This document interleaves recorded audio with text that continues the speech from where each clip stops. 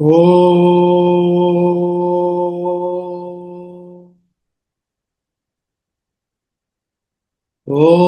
सहना भवतु सहनौ भुनक्तु सह वीर्यं करवावहै तेजस्विनावधीतमस्तु मा विद्विषावहै।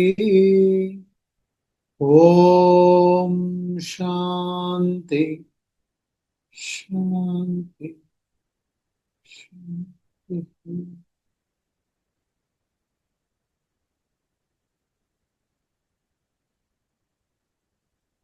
We'll chant Srimad Bhagavad Gita Chapter 15, Shloka number 1 to 5. Shri Bhagavanuvāca Urdhvamūlamadhashakham Ashvatham Prahuravyayam Chandamsi yasya parnani Yastam Veda Savedavid Adhaschordhvam prasrutastasya shakaha Guna pravruddha vishaya pravalaha Adhascha mulānyanusantatani Karmanubandhini manushya-loke Na rūpamasyeha tatopalabhyate Nanto na chadir na cha sampratishtha Ashvatthaменam suvirudhamulam Asangashastrena drudhena chitva Tatah padam tat parimargitavyam Yasmin gata na nivartanti bhuyah Tameva chadyam purusham prapadye Yata pravritti prasrita purani Nirmanamohajita sangadoshaha Adhyatmanitya vinivrittha kamaha Dvandvair vimukta sukha dukkha sanyaihi Gacchantya-mudha padamavyayam tat. This chapter 15 is a very important chapter entitled as Purushottama Yoga, the yoga of Supreme Brahman.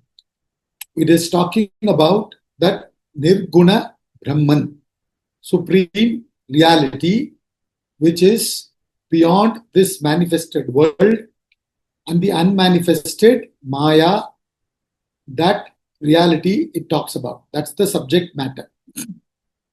And why we should study this? Studying this, understanding about it, and how this entire universe has come about due to Maya, which is the inherent potential in that Ishvara. Having understood the entire picture with that jnanam, what happens is this samsara, this entanglement, this bondage, we become free from. That is the prayojanam. Anything we do, what is the benefit?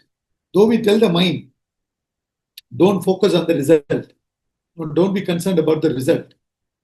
That is true. While we are pursuing, we should not be concerned about the result. But why are we first of all pursuing it? That we should know. Why should I study Vedanta? If I have to study Vedanta, what is the purpose for it? The purpose is to liberate. Liberation is the goal. Moksha is the goal. Moksha from what? From this samsara. So what is the prerequisite? I should understand that I am caught in samsara. And I should have desire to liberate from myself from this samsara. If I don't even understand that I am caught in samsara, why would I strive to liberate myself? No, many years ago, a relative of mine, when I was attending a wedding in Chennai, a relative of mine was sitting next to me, elderly gentleman, very, very nice gentleman. But he, as the rituals are going on, we were seated next to each other. So he is asking me, in Vedanta, they talk about not taking rebirth, not wanting to be born again. But I enjoy this birth. I don't see anything wrong in this birth. So I don't mind coming back. He's already elderly, So he's talking. Even if I die, I don't mind coming back. So I said, please come back. No problem. Vedanta doesn't say everybody should strive for liberation. So if you are comfortable, you feel like coming back, you should come back. And secondly, this is not the place to talk about all these things. We'll discuss all these things much later. If you have, please come. Like Gita says, you should ask appropriately, only then you should teach that. If it's not asked appropriately, you don't teach. You don't talk about it. But you don't even discuss. So I nicely said, we'll discuss this later. So why I'm quoting that here is, when you don't even know that you are caught up, you will not want to strive. You will only be interested in dharma, artha, kama. In fact, artha, kama, then dharma mean. You will be caught in this only.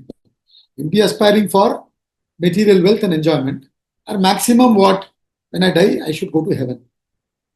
And I should therefore gain punya, which will take me to heaven. If I collect papa, it will take you to naraka and all. So to go to heaven, I must collect punya here. That's all most of us are interested. We don't understand that when we exhaust punya, you will have to come back to this and continue. This samsara will continue. So, when you understand that I'm in bondage from the time I'm born, bound by my body, my family, my environment, my so many stuff around me, my likes and dislikes, how I can rise above all these things. This is what is, troubling me, binding me. So when I understand this, then I will understand that my goal is moksha. So Vedanta talks about 4 goals: artha, kama, dharma, and moksha. Ordinarily, we are pursuing artha, kama, and dharma. Once we understand that these are not the solution, this can be like a bomb, And now, after understanding this, we'll have to go towards moksha. In fact, understanding this knowledge will help you to acquire artha, kama, and all that. At the same time, rise above it as well. And then seek moksha. And how to go to moksha? What is the solution? Vedanta says, what is the root of this samsara? The root of this samsara is Brahman, reality or consciousness, which in detail we explained in the previous class. You understand? A very big portion, the whole thing. Somehow I tried to cover it in one class. I don't know whether I did justice. So, consciousness is the root. Urdhva moolam. Mula means the cause. What is the source? The source is consciousness.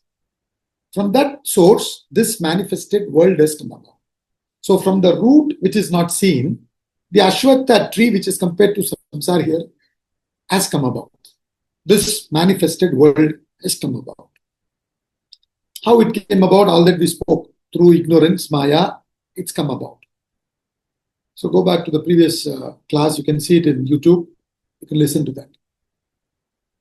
So this world has come about, and you see all kinds of activities. World is action, activities. Now, when you see these activities, he's comparing these activities to the branches. And Urdhva Moolam Adashata. This branches, this manifested world is below. This is the effect, that is the cause. That is subtle, this is gross. All this also we have discussed in the first 2 classes. So, now this tree of samsara is covered by a lot of trees, lot of leaves. So, Chandamsi Asya Parnani, he says. This Chandas, the beginning portion of the Vedas, called the Veda Purva Bhaga, or Karma Kanda, he says, is the leaves, or the leaves. Because in Karma Kanda, what do they teach? How to fulfill your desires. Can be a variety of desires. Dharmically, how to go about fulfilling these desires. So by fulfilling, you produce more desires, you get caught in karmic cycle, which is what we call as samsara. Samsarati iti samsara. The chakra keeps on going. What is the chakra? Karma brings you to janma. Janma, you produce more karma, and then karma again brings you to janma. It goes on. Karma, janma, karma, janma, karma, janma. It goes on. So therefore, he says, these leaves are the, what do you call, the Veda Purva Bhaga. And also said there is another interpretation which you see in the book by Swamiji. He says, these are nothing but the conditioned consciousness, meaning the conditioned knowledge. When the consciousness functions through the jiva, what is that? When it functions, reflects through the thoughts, you say, I know. All the knowledges, everything that you know is all conditioned consciousness. Therefore, he says these leaves are the conditioned consciousness. Whichever way you look at it, it is describing the samsara.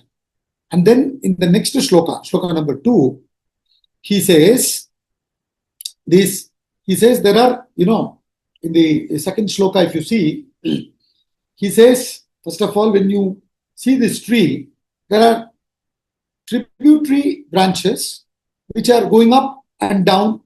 Some are in the middle. These are all nourished by gunas, he says. Evolutionary, stagnant. By sattva propelled activities take you towards evolution. Rajas propelled activities, stagnating. Tamas propelled activities, devolutionary. Okay. And how do you get into this action? He says the buds are the, the senses. And from that buds only, the secondary branches come. So, he says, the senses draw you to action. When you see, you gain the knowledge of that sense, then you like it, you desire, and you start acting. So the actions come. And thus this desire-propelled activities produces these secondary roots, which he calls as mulani, which are the vasanas. And that's how our actions produce vasanas. From vasana comes thought, from thought comes desire, from desire comes action, and action produces vasana, and vasana will make us do action. We keep producing vasanas. This is what I said, karma, janma. This whole thing continues. We keep going. We are caught in samsara. So he says in the very first shloka itself, he said, he who knows that gains wisdom of the Vedas. So, yastam vedasa vedavit. Vedavit means one who knows the Vedas in its essence, meaning one who is seeing the samsara along with its substratum, the Brahman, the reality. It is that Brahman which is a substratum of this samsara and which is what is manifested through Maya as this world. So this world is nothing but Brahman. So when I see this world as Brahman, when I gain that knowledge, with that knowledge slowly, I can destroy this samsara. So the solution for samsara is what? This knowledge. Everything else is only applying balm. So therefore he said, knowing this will get rid of the samsara. Now, we will be going to the next shloka number 3. In this, first half still talks about samsara only. The samsara varnanam continues. Then in the second half, he talks about cutting the tree, uprooting the tree with this knowledge. That's what he's talking about. So let's now get on to shloka number 3. न रूपमस्येह ततोपलभ्यते नान्तो न चादिर्न च सम्प्रतिष्ठा अश्वत्थमेनं सुविरूढमूलम् असङ्गशस्त्रेण दृढेन चित्वा. He says, its form is not perceived here as such. The form of the tree, the samsara, is not perceived. Compared to the tree, our size, the gross physical personality, is small. So to perceive the entire tree is impossible from that angle. You have to understand. See, the tree is vast, like that this samsara is also vast. And it is very difficult. It's stretching unending. It is beginningless and endless. We discussed all these things in the very first class itself. So it has no beginning, no end, and in fact no middle also. When there is no beginning and end, how do you decide the middle? Unless you know the beginning and the end, you cannot come to the conclusion about the middle. Right? There's a very interesting quotation. I think it's by Matthew Arnold. He says, life is an arrow shot from darkness, flutters in light for a while, and disappears into darkness. Where we come from, we don't know. Where we are going, we don't know. What we are doing here, why we are doing, we don't know. But we are doing. So nothing is clear. That's what he's saying. Its form is not perceived here as such. Neither its beginning nor end, neither its end nor origin, nor clear foundation. See, the word sampratishta, it is translated as clear foundation. It is also interpreted as the middle. You understand? So you neither know the beginning, nor the end, nor the middle. Its form is not clear. Anything you start analyzing, you take anything and start analyzing, there's no end to it. You go to the causation. How did this come about? It came from this. How did this come about? From this. Then finally, whatever you come, where did that come from? No idea. Simply we say God created. Who created God? Where was he sitting and creating this world? Who created that world where he was sitting, or he was sitting, or it was sitting? We don't know. So therefore, the whole thing is very, very unclear when we really probe. The thing is, we don't probe. If we probe, we get into trouble. That's why we don't probe. That's why a lot of people say, don't go to Vedanta. Because once you start questioning, you'll be in trouble. So that's why he says its form is not perceived here as such. Neither its end nor origin, nor clear foundation. Now the interesting thing is, you analyze the world, it's unclear. What is the basis of this world? Vasanas. Vasanas has no beginning, no end. Go to Brahman, it has no beginning, no end. The root. Brahman has no beginning, no end. Vasanas have no beginning, no end. World also, what is the world made up of? Time, space, causation. Never ending, stretching. You can't say it started at this time, it ended at this time. After this, there is nothing.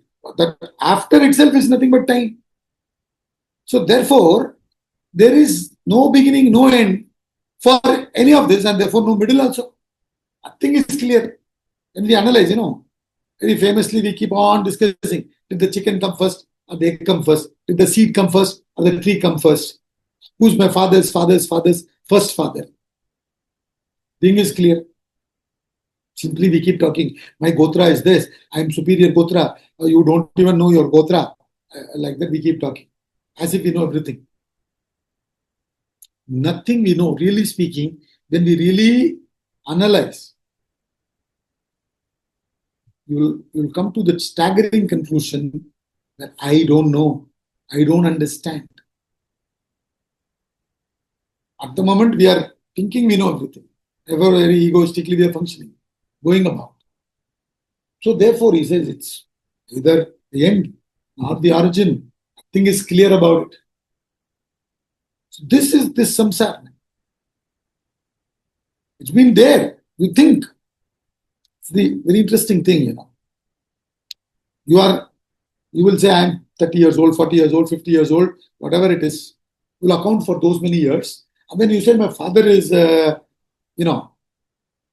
80, 60, 70, whatever. So many years before you, he has lived for 30 years or 40 years. And before him, his father lived. So you account for world which has been going eternally, in which you are born. This is something very interesting. So, you think you've come in between now. You will also go, and after that, the whole thing will continue. This is our understanding at the moment. Vedanta questions that. That's an interesting analysis. I'm not getting into that now. So, he says, its form is not perceived here. We don't know. Neither its beginning, nor its end, nor the middle. Nothing we seem to know about it. We only see it's there. It's going on. Little bit we know. Truly speaking, we don't know anything. So he says, this is the nature of samsara. Now, once you understand this, what do you have to do? So, when he says, this is beginningless, this is endless. Vasanas are also beginningless, endless. Brahman is also beginningless, endless. So, what we have to understand from this is, the beginningless, endless quality of Brahman is what has mirrored itself as this world. Now, as I begin to reflect upon this, I will develop what is called as vairagya, detachment. So he says, having cut asunder this firmly rooted Ashwatha, giant fig tree, with the strong axe of non-attachment. So the axe of non-attachment is using that word, non-attachment. Asanga shastrena dridena chitva. So what he's trying to say, this samsara may be seemingly this big, beginningless, endless and all that, but it is possible to cut it. It is possible to cut it. Cut it with what? It is possible to cut it with non-attachment. Developing non-attachment with the world. And we have already studied, whenever we talk about detachment, non-attachment, whenever we talk about it, you must understand, it is not possible to detach from anything without getting attached to something higher. This you must remember. Whenever we talk about detachment, detachment means attachment to higher. So whenever in the class or anywhere you hear detach, detach, detach, a lot of people get worried. Arey Baba, I have to leave this. You're not supposed to leave anything. You can't leave for the simple matter. In fact, when people introduce Swamiji, they say, Swamiji is, or Guru Swamiji is from a business family, shipping business they were into. And he gave up. He didn't want to get into all that. He gave up and then got into Vedanta. So when they introduce him, they say, he's given up this, he's given up that. And Swamiji says, I have not given up anything. It is impossible to give up anything. Not only me, nobody can give up. So I have also not given up anything. All I did was, I took up something higher. When you take up something higher, automatically the lower falls away. When a flower matures into a fruit, the petals of the flower drop. You can't forcefully pluck the petals and then it will become flower. No. So when they grow, you understand, it drops. So therefore, he says, you have to identify with the higher. So why are we studying this tree and all that? In all this, after understanding all this, what is the primary thing he wants to convey? Arey Baba, ordinarily you don't see that root. Aapka focus should be shifted towards the root. Your focus should shift towards the root, not to the fruit. Understand? From the fruit, it should shift to the root. This is why when you understand all these things, you should not develop more desire for samsara after studying all this. After studying all this, you must understand, never endingly it's going on. It never ends. I desire something, I work for it, I get it. Then with it, I am not comfortable. I feel I need to get more. Without it, I am miserable. Isn't it? Any addiction is like that. I get addicted to something new. Why? Because it gives me higher thrill, higher joy. And then that becomes my level. Then if I don't get it, I'm suffocated. If I get it, I'm not so happy. I'm neutralized. I need more. So yeah, all my life, I'm constantly running, chasing. So this, if I understand, I must stop running and shift my attention towards the root. That is what he said. So in Tamil Tirukkural says, Patruga Patratran Patrai. Appatrai Patruga Patru Vidark. Patruga Patratran Patrai. Who is Patratran? Patruga means grab, hold. Grab. Patruga Patratran Patrai. Grab the divinity which he gives adjective. He says is one which has no attachment. Attached to divinity which has no attachment. That's what it is. Patriga Patratran Patrai. Appatrai Patriga. Why you should catch that? Why you should be attached to that? Patru Vidarku. To drop the attachment. Finally, the attachment to the root also will go. So, the whole idea here is what? In this portion, starting from chapter 13 till 18, this emphasizes on Jnana Yoga, the knowledge. Whole contention here is ignorance is the cause of this world, this samsara. And it can only be removed through knowledge. Jnanam. Ignorance cannot be removed through anything else. In fact, in Vedanta Sara, the Guru talks about ignorance when he explains Maya. In one of the terms with which he explains is Jnana Virodhi. Jnana Virodhi means the enemy for this Maya is Jnanam. Without Jnanam, this Maya doesn't go. It's not easy. So Jnana Virodhi is. So only through the knowledge, we have to hold on to the knowledge. That knowledge alone will remove the samsara. How? It will explain that the substratum of the jiva and the substratum of the jagat is Ishvara, in whom Maya is a potential. Right? So, from the Ishvara point of view, you, me, and all of us are one and the same.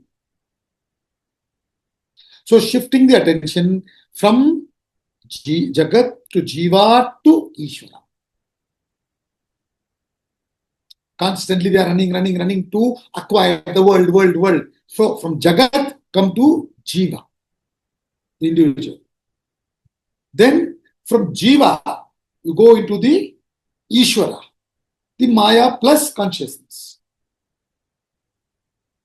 Then you understand that Jiva, Ishvara, Jiva, Jagat, Sambandha, the relationship between Jiva and Jagat.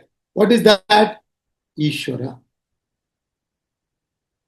And then you understand that actually there is no such thing as Maya. Finally, even that goes, even that concept of Ishvara goes. Patriga, patratran patrai, appatrai patriga, patru vidarku. You understand? Meaning what? That also goes. Everything dissolves. Finally, Jagat, Jiva, Ishvara. उसके बाद क्या है? Only Brahman, nothing else. उसके बाद only Brahman, Brahman alone. That is all Vedanta says. Brahma Satyam, Jagat Mithya, Jivo Brahma Ivana Para. Brahman alone is real, Satyam. This Jagat is Mithya. Jiva Brahma Eva Na Paraha. Nothing else than Brahman only. That's all you need to know. So therefore, by constantly identifying with this knowledge, you will get rid of samsara. So shift your focus. As you shift your focus, you, through this knowledge, through this understanding, you will develop more and more vairagya. Now, for you to understand this, you need to have sadguna, values. So from 13th chapter till 18th chapter, all it talks about is what? It gives the jnanam. It talks about Purusha, Prakriti, Kshetra, Kshetrajna, Jnanam, Jneyam, all that is emphasizing more and more about Jnanam, Jnanam, Jnanam. It's Jnana Yoga. Why? It talks about this samsara. By understanding all this, what will happen? You can cut the samsara. But this understanding will not happen in you if you haven't developed sadgunas. So 16, 17 chapters all talk about a lot of qualities. And then the 18th chapter is Moksha Sannyasa Yoga. You attain liberation through sannyas. So here he says, you come back to the shloka. So what does he say? Asanga shastrena dridena chittva. This may be seemingly huge and all that, but it can be cut. It's very, very interesting. In Vedanta Sara, when the Guru explains Maya, he says, it is bhava rupena, yat kinchit. It is something positive. It is something. When you go to the root, it is not there. But you cannot call it, it is not there. You cannot call it, it is there. Isn't it? That is how he starts. You cannot say it is Sat. You cannot say it is Asat. All this also we have discussed before.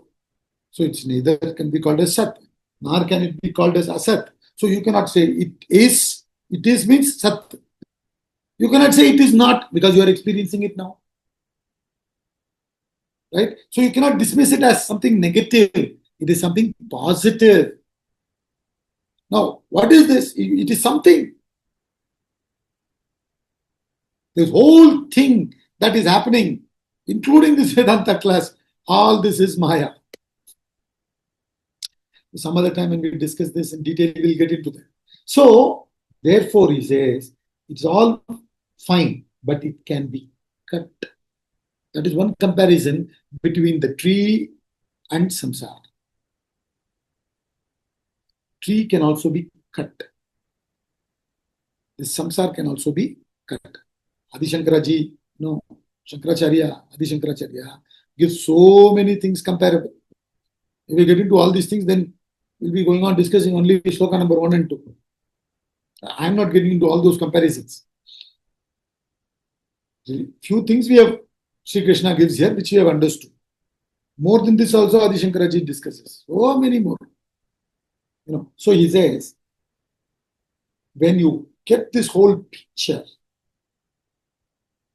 once you get this whole picture, what you will do? Your attention should not go to the senses, the fruit. Should not go to the fruit. I did say from the fruit, take your attention to the root.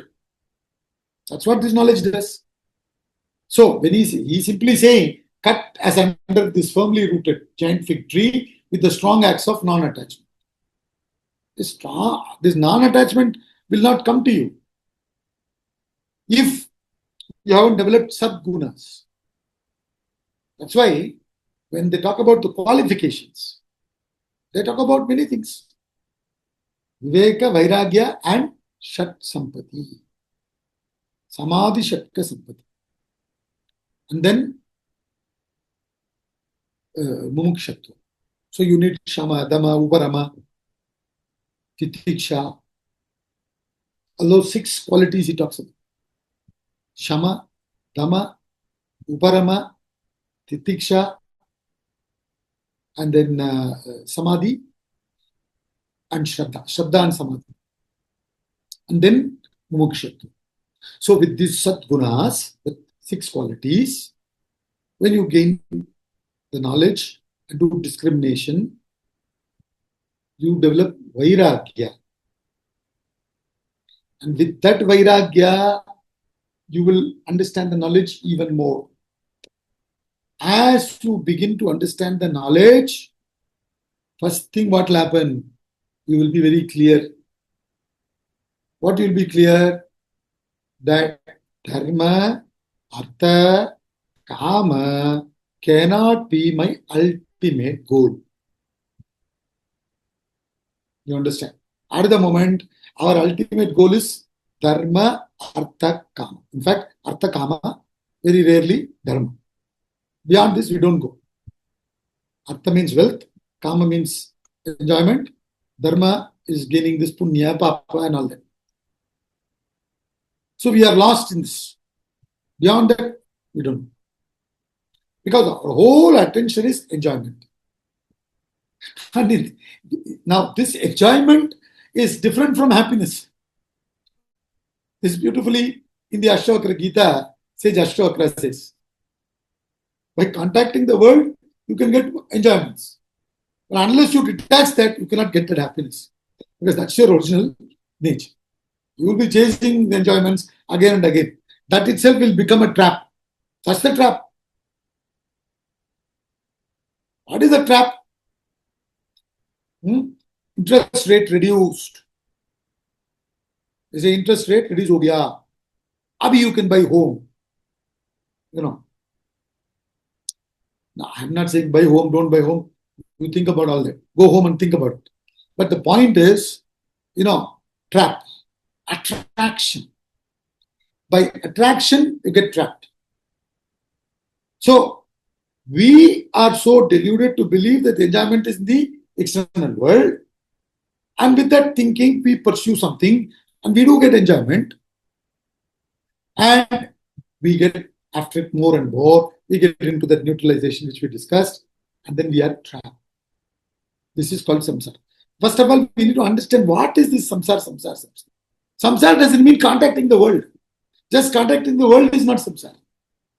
If by contacting the world, in your mind you are trapped. You develop anxiety, worry, you go get the loan, and then you buy the property because the interest rate is less, and then everything is going on. Suddenly they said, sorry, they're giving you pink slip, 3 months notice. The news, as you are hearing in the news now, what is going on in the world today? One news is interest rate come down for the home loan and all. Other news is many tech companies have fired a lot of people.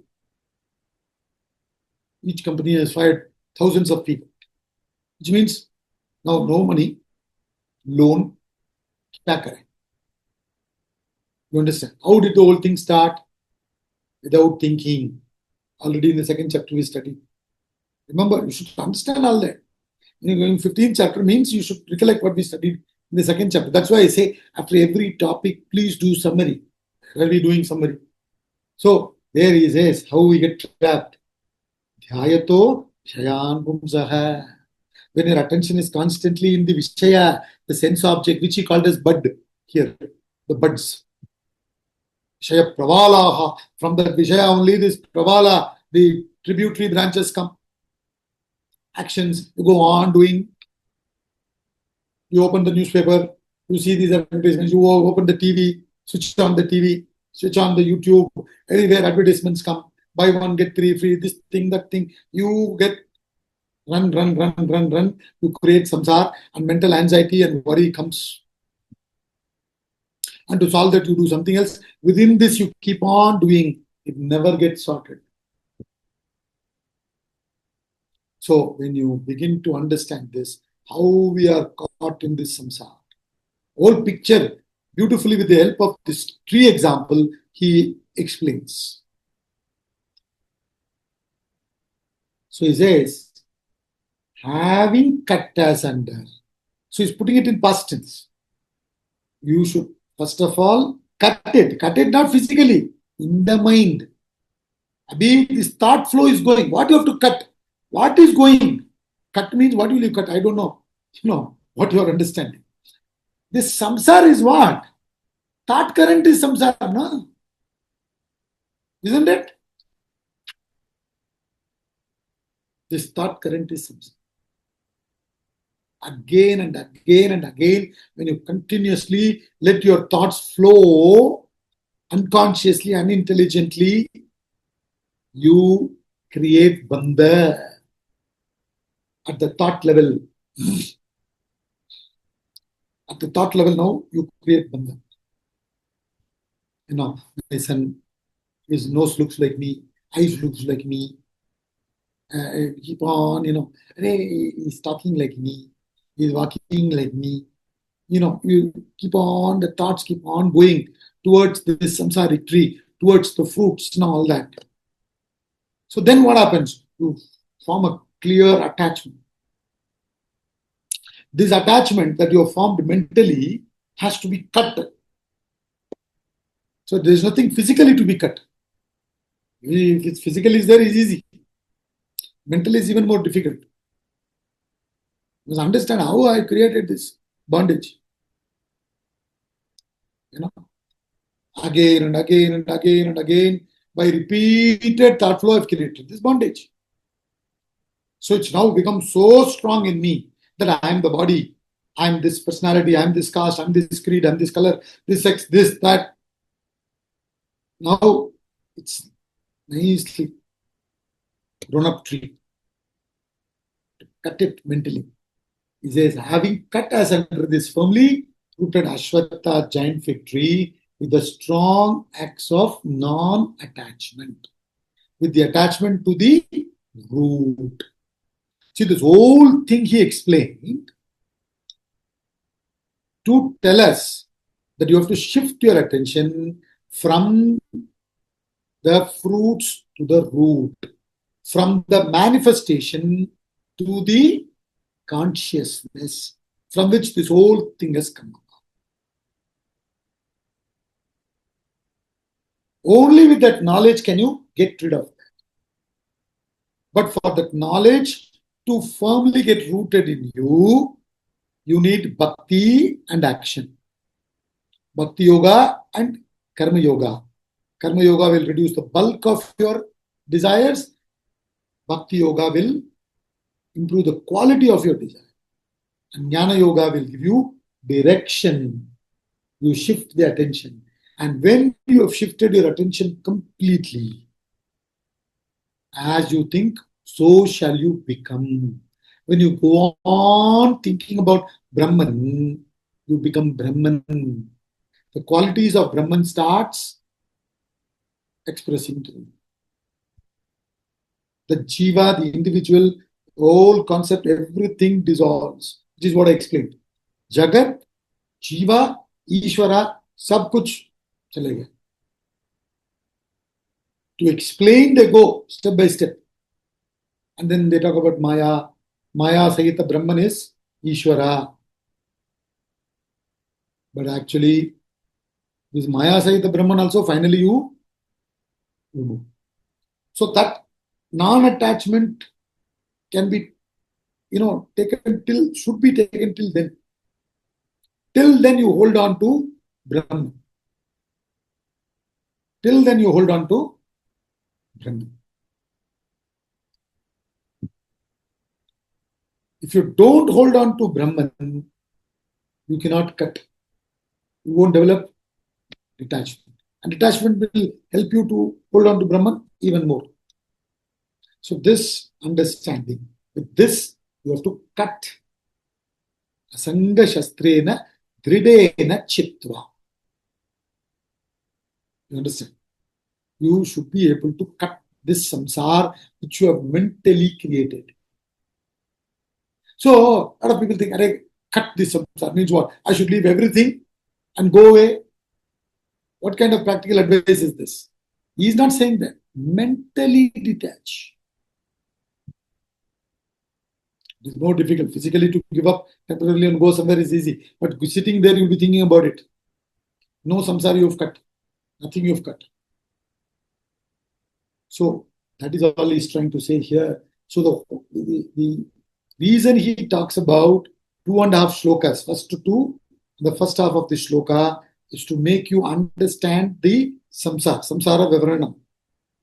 And then this knowledge can cut it. So by understanding this, to shift your attention from the surface to the sublime.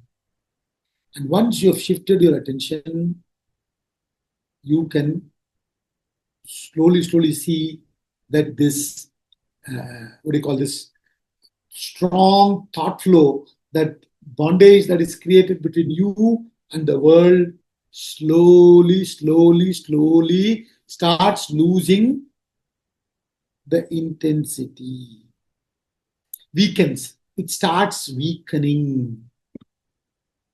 It won't affect you as it affected you before. And you, from that level, go to the place where it doesn't affect you at all. Even when this whole world is projected upon Brahman, it does nothing to Brahman. Similarly, after having got this knowledge entirely, even if you are continuing due to prarabdha living in this world, it has no effect upon you. Absolutely no effect upon you. That's all he says. So, asanga shastrena tridena chitva. So, only through this non-attachment can you cut this tree. And non-attachment means attachment to the higher. Attachment to the higher can come only through scriptures and guru and satsanga. And you can continue being there when you develop sadgunas, good qualities. You do tapas, develop more and more good qualities, be with people who are also having those gunas, and study the scripture with the other sadhana, karma, bhakti and all that. When you continue, you develop more and more detachment. And with detachment, you understand the knowledge even more. So there is no need to leave anything. Nothing to leave and run. It's a misunderstanding. Instead of leaving, go to the source, the knowledge. Understand the whole picture. And once, as you've been dwelling deeply into this knowledge, what happens when you come out also, as things are happening, this is what is going on in your head. Beautifully, you'll see how this world attracts me. You will start seeing. And once you start seeing, this is a very big entertainment. You don't need other entertainments. You're not against them. And you don't need. This is still entertainment. You will see now, you're seeing that Vishaya Pravalaha. Just forget about everything. Just that Vishaya Pravalaha you take. Vishaya means sense object. Pravala means the tributary branches. Now, we explain that when you see the senses, your actions go, because desire comes, action comes. Jnanati, ichchati, karoti. I explained all this. Now, this much if you understand, you'll see next time when you see the attraction coming. Because you've been studying, reflecting constantly. Some point in time in your life it will come when a sense object or situation is attracting. Okay, this is what is happening. Something good also, negative also. But you see something which is attractive, you develop desire and you do actions to get after it. Somebody uses abusive language, you hear that, you know the meaning of it, you develop anger because your desire is interrupted, then the action comes of attacking, either verbally or physically or whatever. So all this you see, okay, this is what is happening. So then what happens? You start gaining control over yourself. Your life starts coming under your control. Slowly, slowly. Then only you can say, I'm a CEO of my life. I'm the boss of my life. Till then, you are not the boss. The senses and everything are ruling you. You are trapped. You don't even know you're trapped. There's no time only to even understand that I'm trapped. So therefore, beautifully, he portrays this picture. With this, all this we can understand. There is so much we can talk about these things. Like I said, the comparison itself. Very little we discussed.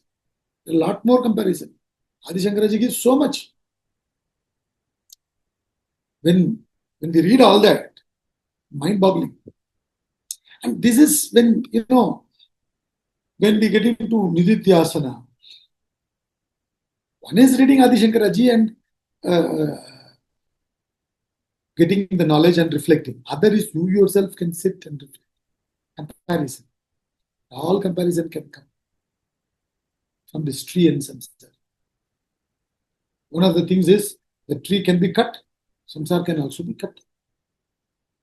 But it has to be cut using the right blade. And the blade that can cut is this axe of non-attachment. And he qualifies it by saying, strong axe. Asanga shastrena dridena chitta. It has to be a strong. Little bit you understand, then you go there, you'll be finished. First, you have to develop the detachment. So, only with the detachment can you deal with it. And only with identifying with the higher can you deal with it. The power of Maya is not easy. If you want to overcome Maya, you have to go to the Lord of Maya. Who is that? Consciousness. Ishvara. So you have to understand the whole picture, shift your attention, and then slowly, slowly you will develop the strength. And only you can cut the tree as under the samsaric tree.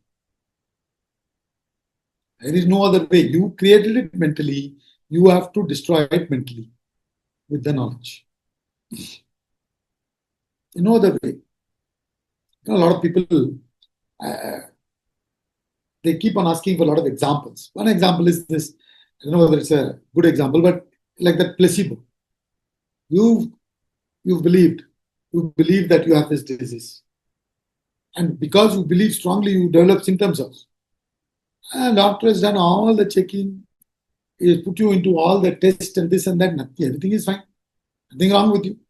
So what does he do? He'll give you placebo. With the placebo,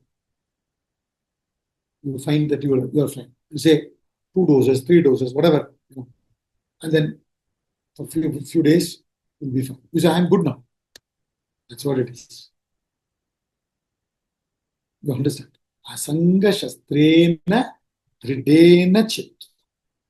So, hold on to the consciousness. Patriga, patratran patrai. Appatrai, patriga, patru vidarke.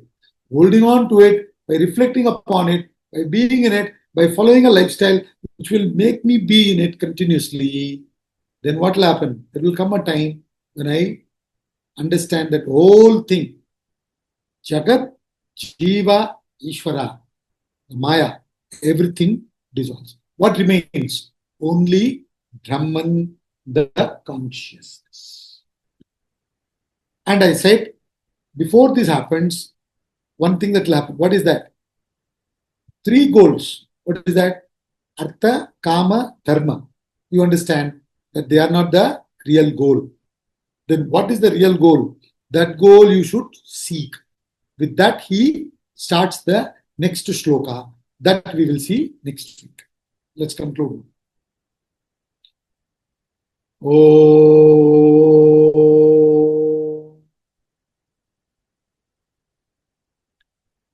Om Purnamada Purnamidam Purnat Purnamudachyate Purnasya Purnamadaya Purnameva Vashishyate.